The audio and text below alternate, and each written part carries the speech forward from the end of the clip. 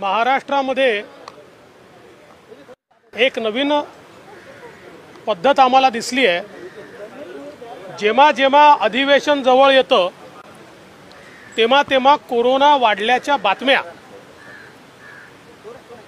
किंवा त्या प्रकारची भूमिका ही राज्य सरकारच्या वतीनं मांडली जाते आणि अधिवेशन टाळण्याचा प्रयत्न केला जातो। कोरोनाचा आजार गंभीर आहे, त्याबाबत सर्व प्रकारच्या केअर घेतली पाहिजे याबद्दल आमचंही दुमत नाही, आम्ही सरकारला त्यात मदतच करतोय। पण आमच्या लक्षात आलं आहे की कोरोनाचा बहाणा पुढे करून राज्याचं अधिवेशनच होऊ नये अशा प्रकारचा प्रयत्न सरकारच्या वतीनं केला जातोय। एकीकडे हजारोच्या भीडमध्ये सरकारी पक्षाच्या कार्यालयांचं उद्घाटन होऊ शकतं, दुसरीकडे राज्यातल्या बारमध्ये किती लोक गेले तरी जाऊ चालू शकतं, पण राज्याच्या विधिमंडळामध्ये मात्र कोरोनाच्या भीतीने अधिवेशन घ्यायचं नाही अशा प्रकारची सरकारची मानसिकता आहे। केवळ 2 दिवसाचं अधिवेशन या ठिकाणी सरकारने प्रस्तावित केलं आणि सरकारच्या या प्रस्तावाचा निषेध करून आम्ही बिझनेस ॲडवायझरी कमिटीतनं बहिर्गमन केलेलं आहे। महाराष्ट्राच्या इतिहासामध्ये अशा प्रकारची अवस्था यापूर्वी आम्ही संसदीय लोकशाहीमध्ये बघितलेली नाही। आज महाराष्ट्रासमोर प्रचंड प्रश्न आहेत। आज शेतकऱ्यांचे प्रश्न आहेत। मराठवाड्यात, उत्तर महाराष्ट्रात, पश्चिम विदर्भात विमा मिळालेला नाही, धान उत्पादक शेतकऱ्याला बोनस मिळालेला नाही, केळी उत्पादक शेतकरी उद्ध्वस्त झालेला आहे, कोकणातला शेतकरी हा पूर्णपणे अडचणीत आलेला आहे। पण त्या संदर्भात चर्चा करण्याकरता विधानसभेला वेळ नाही। विजेचे प्रश्न अत्यंत भयानक आहे, 8-8 दिवस वीज येत नाही आहे, ट्रान्सफॉर्मर त्या ठिकाणी काढून घेऊन चालले आहेत, त्या संदर्भात चर्चा करण्याकरता वेळ नाही। विद्यार्थी अक्षरशः फ्रस्ट्रेशनमध्ये चालले आहेत, त्याकरता चर्चा करायला सरकारला वेळ नाही।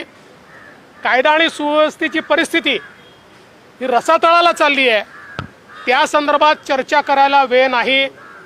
आणि सगळ्यात महत्त्वाचं, ओबीसी आरक्षणाच्या संदर्भात विशेष अधिवेशन घ्यावं, मराठा आरक्षणाच्या संदर्भात विशेष अधिवेशन घ्यावं अशा प्रकारची मागणी आल्यानंतर विशेष अधिवेशन तर सोडाच, परंतु आहे ते अधिवेशनही आम्ही घेणार नाही आणि या संदर्भात चर्चा करायला जागाच ठेवणार नाही अशा प्रकारची सरकारची भूमिका आहे।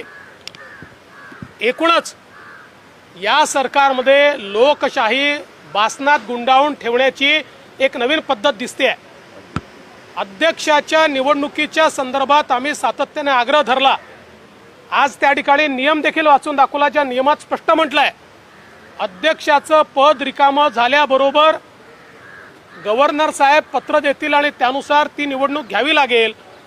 मागच्या अधिवेशनाच्या आधीच गव्हर्नर साहेबांनी या ठिकाणी पत्र दिलेलं आहे, परंतु अद्यापही अध्यक्षाची निवडणूक घेण्यात आलेली नाही। संसदीय लोकशाहीमध्ये ही अतिशय गंभीर अशा प्रकारची बाब आहे। कुठेतरी संविधानाने तयार केलेले नियम हे पाळायचेच नाहीत अशा प्रकारची सरकारची अवस्था या ठिकाणी दिसते आहे। 2 दिवसाचं अधिवेशन म्हणजे अक्षरशः सामान्य माणसाच्या जखमेवर मीठ चोळणं आहे। अनिर्बद्ध झालेलं प्रशासन आणि मदमस्त झालेले मंत्री यांच्या भरोशावर हा महाराष्ट्र हे चालवणार आणि याच्यावर आम्ही प्रश्न विचारू नये, जनतेच्या व्यथा आम्ही मांडू नये, याकरता अधिवेशन जर अशा प्रकारे बंद होत असेल आणि 2 दिवसाचं अधिवेशन जर घेतलं जात असेल, आम्ही याचा निषेध केलाय, आम्ही बहिर्गमन केलाय आणि या संदर्भात अधिवेशनात तर आम्ही जाब विचारूच, पण या सरकारला आम्ही रस्त्यावर जनतेमध्ये जाऊन देखील या ठिकाणी जाब विचारणार आहोत। आंदोलन करणार आहे का भाजप या सगळ्या प्रकरणी? आता आम्ही काय करणार आहे हे आपल्याला लवकरच समजेल, पण आम्ही शांत बसू शकत नाही। लोकशाहीची हत्या होत असेल, लोकशाही मूल्यांचे अवमूल्यन होत असेल, पायदळी ते तुडवले जात असतील, जनतेच्या आशा आकांक्षा अपेक्षा या मांडण्याकरता कुठलंही फोरम जर उरत नसेल आणि अक्षरशः मुस्कटदाबी जर सरकार करणार असेल तर अशा मुस्कटदाबीच्या विरोधात जनतेचा आवाज आम्हाला बनावंच लागेल.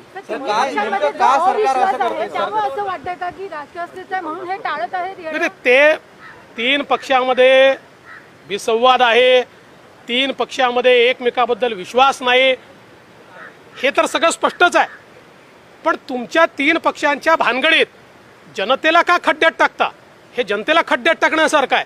तुमच्या भानगडीत तुम्ही निपटवा, तुम्ही एकमेकाला जोडे मारा, एकमेकाला हार घाला, एकमेकाच्या गळे मिळा, पण त्याकरता तुमच्या राजकारणाकरता लोकशाहीचा बळी आणि जनतेचा बळी देणं हे अत्यंत चुकीचं आहे.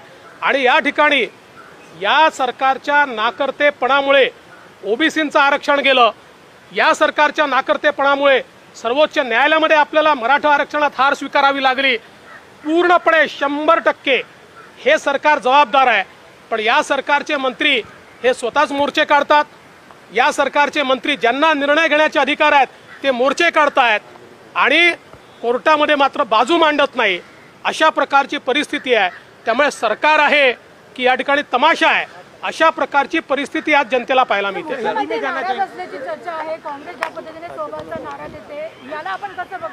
बघा, मी एक गोष्ट तुम्हाला सांगतो, मुख्यमंत्री नाराज आहेत की नाही मला माहिती नाही, उपमुख्यमंत्री नाराज आहे की नाही मला माहित नाही, पण महाराष्ट्रातली जनता यांच्यावर नाराज आहे.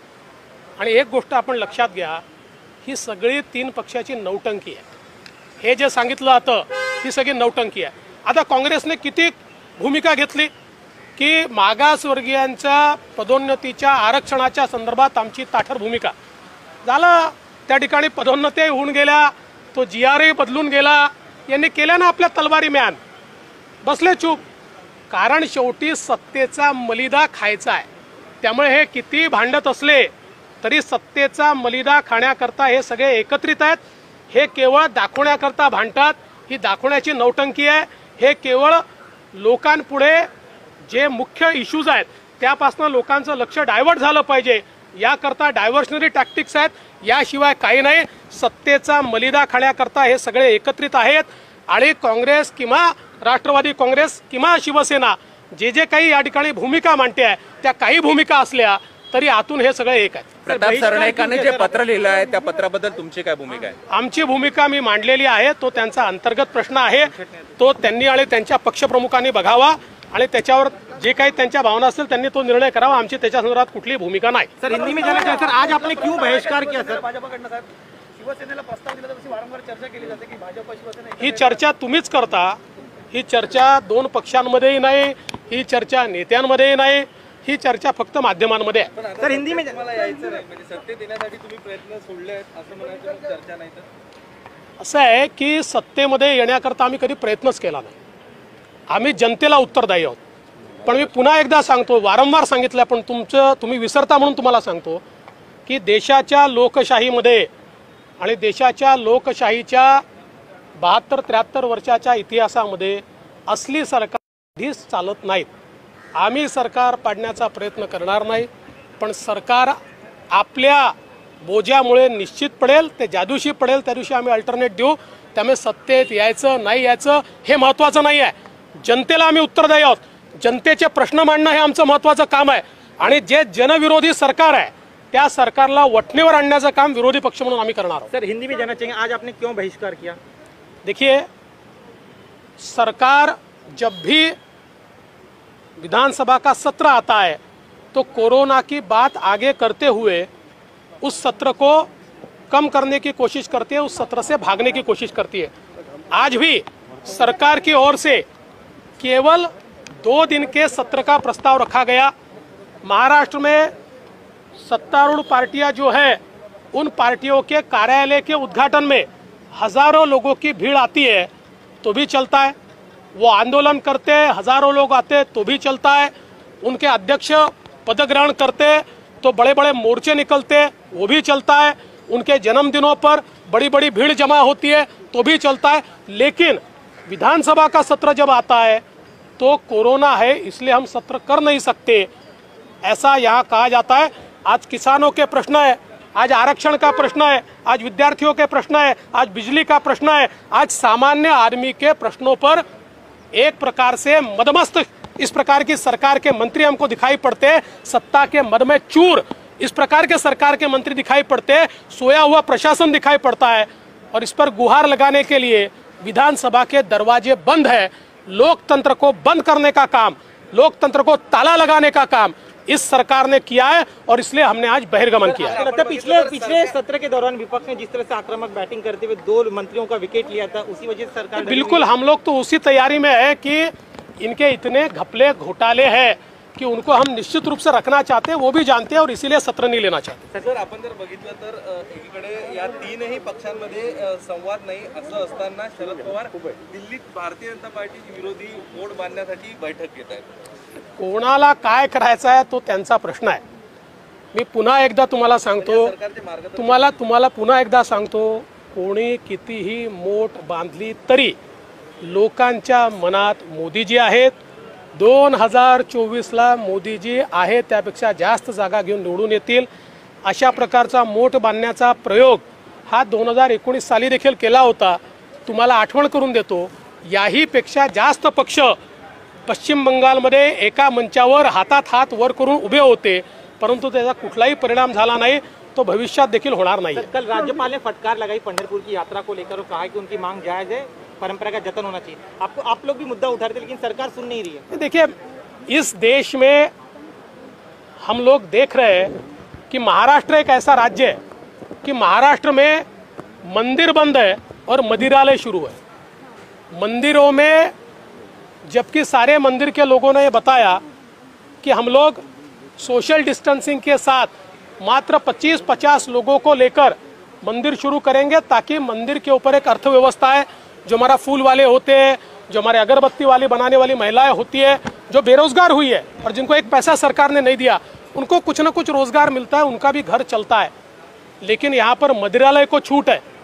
और अब तो मुझे नई बात समझ में आई है, सरकार में एक फाइल चली है 1970 से महाराष्ट्र की विधानसभा ने 70 या 77 का मसला होगा, महाराष्ट्र की विधानसभा ने एक मत से प्रस्ताव किया है कि नए लिकर के लाइसेंसेस नहीं दिए जाएंगे और तब से लेकर एक भी नया लाइसेंस नहीं दिया गया है।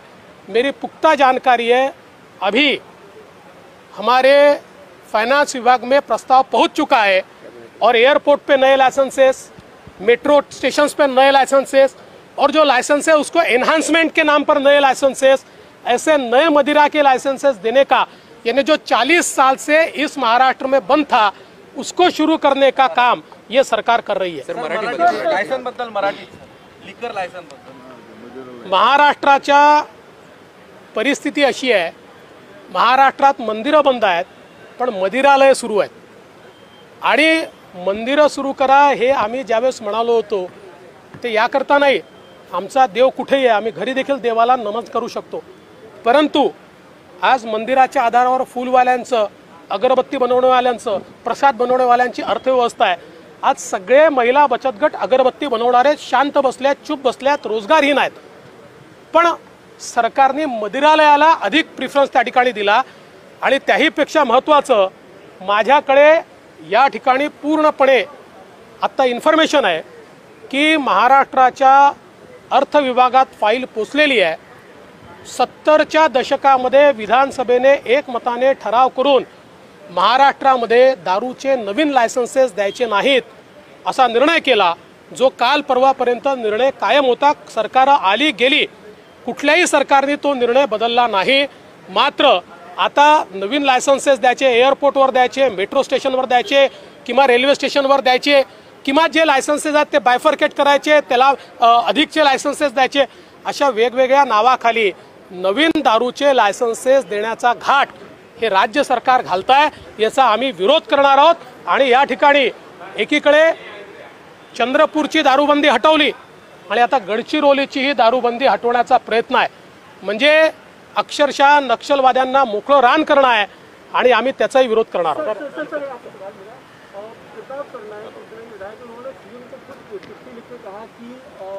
बीजेपी से हाथ मिलाने की फिर से एक बार सोची जाए, और कई रिपोर्ट्स में भी छपी है कि दोनों पार्टियों में चर्चा शुरू है, क्या सच्चाई है और क्या देखिए, सीधी बात यह है कि वो उनका अंतर्गत मामला है। उनके एमएलए ने उनके प्रमुख को पत्र लिखा है, उस पर हम क्यों अपनी राय दें? वो आपस में देखें, वो दोनों आपस में बात करें, उनकी राय वो बनाए। हमको इस राजनीति में पढ़ना नहीं है।